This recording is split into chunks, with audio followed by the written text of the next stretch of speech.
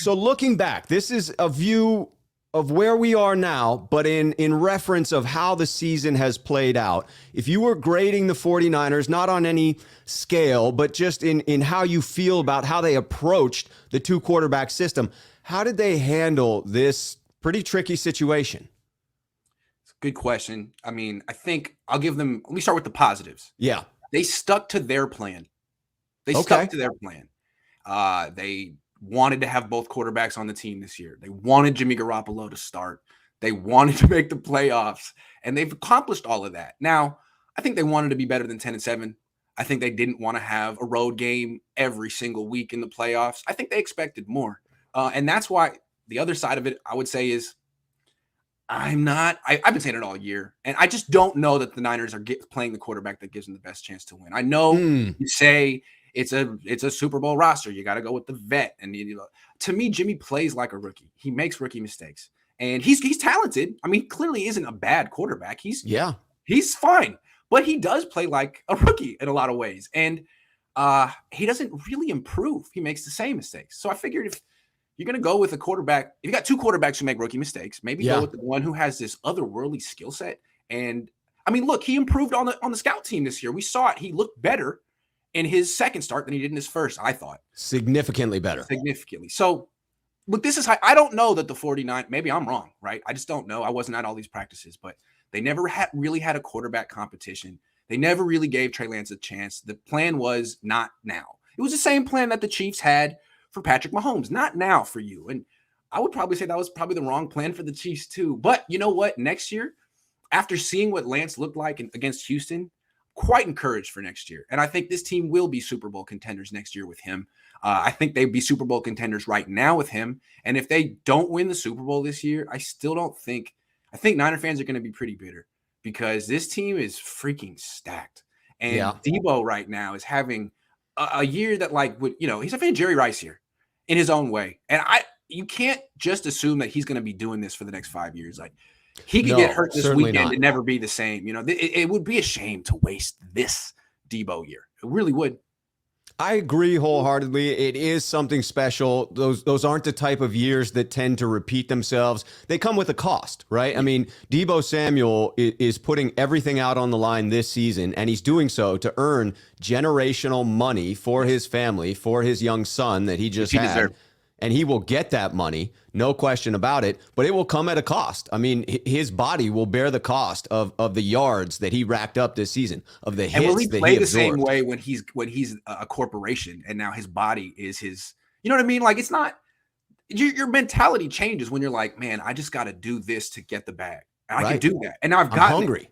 Now I got to keep my body healthy because as soon as I'm hurt, then the gravy train ends. You know what I mean? It's like, it's human nature. I'm not talking about what Debo's like. And you see with players all the time. Anyway, that's a different conversation. The conversation is this is a Super Bowl team.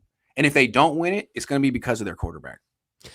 Do you feel, now as a member of the faithful, I feel this, and so I don't think I'm alone in it, but I really latched onto it after the interview by Matt Mayoko of Steve Young, in which Steve talked about the expectations he had given the move the 49ers made to acquire Trey Lance, and that not matching up with the expectations that he then felt the 49ers set, and then the reality of the situation. So in looking at that, of 49er faithful seeing all the assets given up to go get Trey, even though they heard Kyle Shanahan say Jimmy is our starter, 49er faithful came into this year with high expectations that we would see Trey Lance.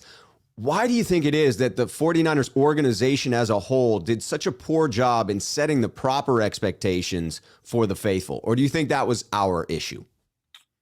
Maybe. I mean, I think it's interesting, right? Like what they kept saying is we're doing exactly what Kansas City did. No one was mad at Kansas City when they traded up for Patrick Mahomes and kept Alex Smith. And that's true.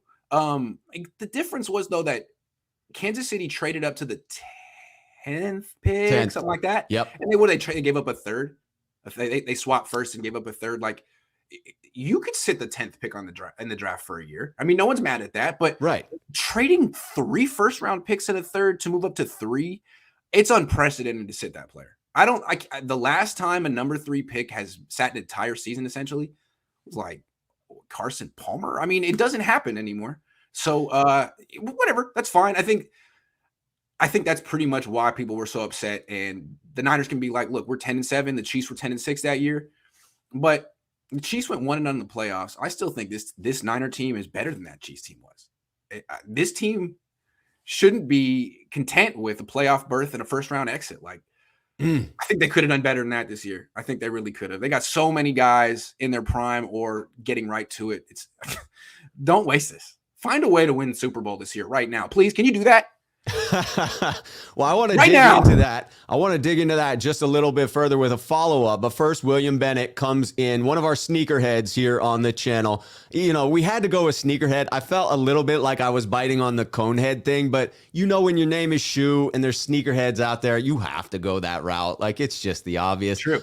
But he comes in, happy birthday, Grant. Enjoy your day. I do hope that you have some good plans. I hope you and your wife are going to do something fun today. Hope that's on the docket. Transitioning back into the follow-up here, is this season a success because the 49ers are in the playoffs? Or to your point just a moment ago, do they need to do more in order for this season to really be a success? Hold on real quick. Abe Lopez says, all the podcasters lead by Grant. Clown lead the chaos. You're responsible for the fans who are split. So basically, us having conversations split the fan base. See, to me, this is why I like what I do and why I think this is important, because I think really the attitude the other attitude, the prevalent attitude in sports journalism is fans should shut up. You don't know what you're talking about. Shut up and listen to the writers and fork over your money to the team and be happy and celebrate everything they do and don't have an opinion because you don't know. And, you know, I'm basically over here being like, no, I want to hear what you have to say. You should be able to and say it on my channel. So, you know what, Abe, I disagree with you, man. And I'm going to keep empowering people to talk. And I think it really does rub certain fans the wrong way. They think that we're splitting the fan base. No, you're just hearing fans voice their opinion. That's a good thing.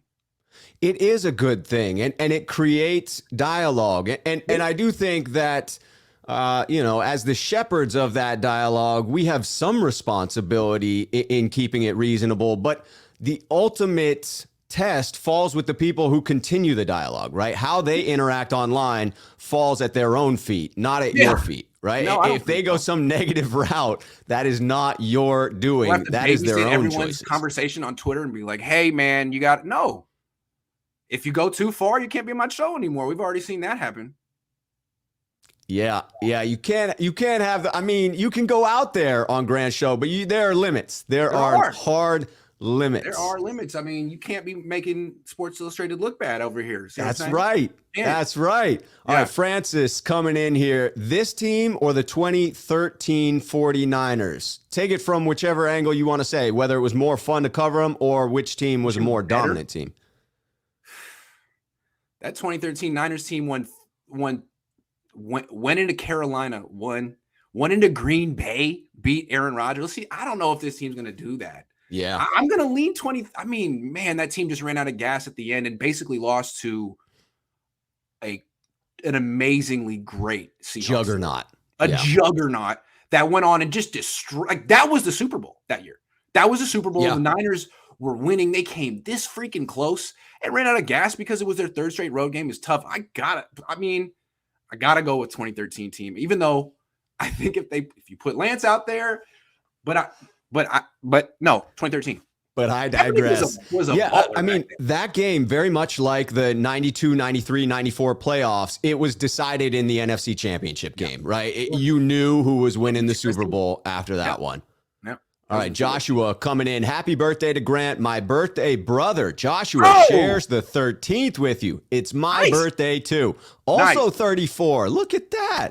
Born in Vallejo, so probably different hospitals. Great show, guys. Appreciate the birthday content. A pleasure, Joshua. Happy birthday to you. Cheers. Cheers. Happy birthday, man.